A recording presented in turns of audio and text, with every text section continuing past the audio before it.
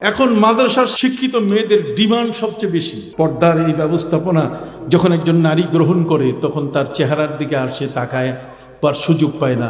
আল্লাহ তাআলা তার নবীকে বলে দিয়েছেন, ইয়া আইয়ুহান নবী কুল্লি আজওয়াজিকা ওয়া বানাতিকা ওয়া নিসাইল মুমিনিন আইয়ুদিনিনা আলাইহিন্না মিন জালাবিবিহিন্না। কথা বুঝে গেছে? হে নবী, আপনি আপনার স্ত্রী, আপনার কন্যা সন্তানদের এবং পৃথিবীর সমস্ত ইমানদারদের স্ত্রীদেরকে বলে দেন তারা যেন তাদের বুকের উপরে কি রাখে?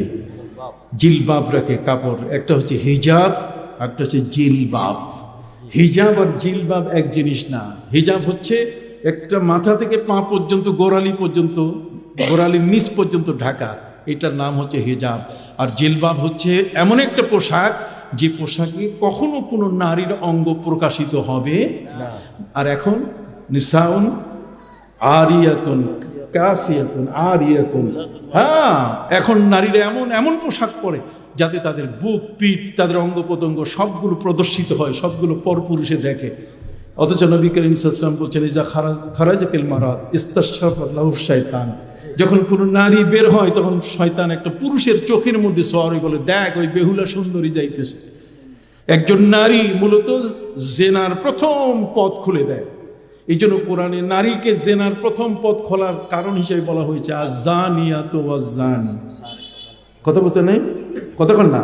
আয-যানিয়াতু ওয়াজ-যানি ফাজলিদু কুল্লা ওয়াহিদিন মিনহুমা মিআতা জালদা। অনেক লম্বা আলোচনা, আপনারা তো বুঝতেন ধরছি কোন জায়গা, এটা কত দূর যেতে পারে।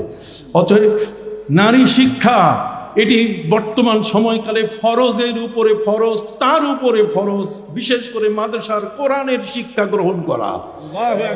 এই জন্য নবী করিম সাল্লাল্লাহু আলাইহি ওয়াসাল্লাম বলছেন, আল্লিমু নিসাআকুম সূরাতান নিসা। তোমাদের নারীদেরকে সূরা নিসা পড়াবা, সূরা নূর পড়াবা। তাহলে সূরা নূর পড়ালে কে মাহরাম, কে মাহরাম না, কার সাথে দেখা দেওয়া যাবে, কার সাথে দেখা দেওয়া যাবে না। কথা বুঝে গেছে?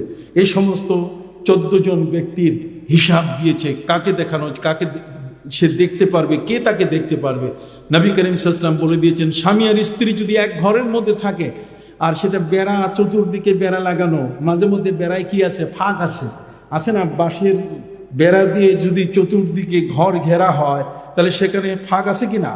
নবী করিম সাল্লাল্লাহু আলাইহি ওয়াসাল্লাম বলছেন, কোন স্বামী এবং স্ত্রী যদি একটি ঘরে থাকে আর কেউ যদি চোখ দিয়ে আড়াল দিয়ে ওই বেড়ার ফাঁক দিয়ে দেখার চেষ্টা করে, নবী করিম সাল্লাল্লাহু আলাইহি ওয়াসাল্লাম বলছেন, যার চোখের মধ্যে জ্বলন্ত সুই চোখে ঢুকাই দাও।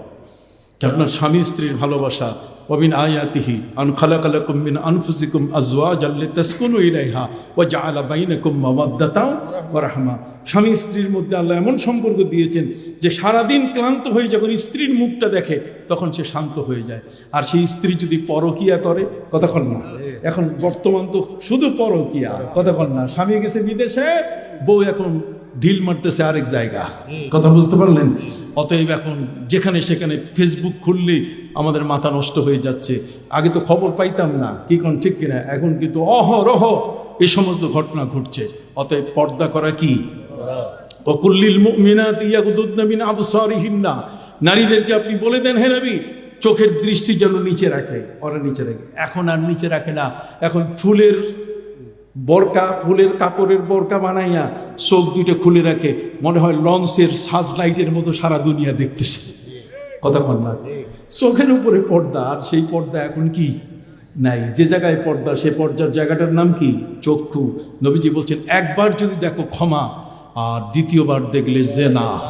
কতক্ষণ না, একবার দেখলে ক্ষমা, আর দ্বিতীয়বার দেখলে কি? জেনা। অতএব কোন অবস্থাতেই কোনো নারীর এই সুযোগটি নাই দ্বিতীয়বার আরেকজন পুরুষকে দেখবে। কথা কি বুঝতে পারছেন?